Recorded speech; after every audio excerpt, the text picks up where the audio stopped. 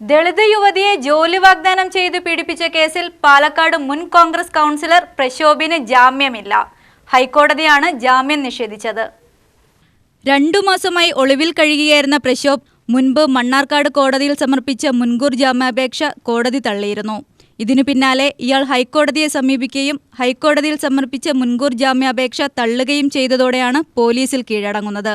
നിലവിൽ റിമാൻഡിൽ തുടരുന്നതിനിടെയാണ് പ്രതി വീണ്ടും ജാമ്യാപേക്ഷയുമായി ഹൈക്കോടതിയെ സമീപിച്ചത്.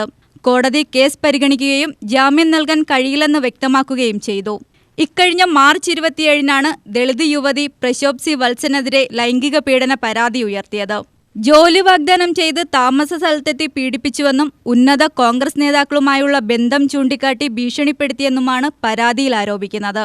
ബലാത്സംഗം, SC/ST പീഡന നിരോധന നിയമം എന്നീ ഗുരുതരമായ വകുപ്പുകൾ ചുമത്തിയാണ് പ്രശോഭിനെതിരെ കേസെടുത്തത്. ഷാഫി പറമ്പിൽ, രാഹുൽ മാങ്കൂട്ടത്തിൽ തുടങ്ങിയ ഉന്നത നേതാക്കളുമായുള്ള തന്റെ അടുത്ത ബന്ധം പറഞ്ഞ് പ്രശോഭ് തന്നെ ഭീഷണിപ്പെടുത്തിയിരുന്നതായി യുവതിയുടെ പരാതിയിൽ പറയുന്നു. സംഭവം രാഷ്ട്രീയ വിവാദമായതോടെ DCC നേതൃത്വം ഇടപെട്ട് പ്രശോഭിനെ പാർട്ടിയിൽ നിന്ന് പുറത്താക്കിയിരുന്നു. UTV news, Palakkad.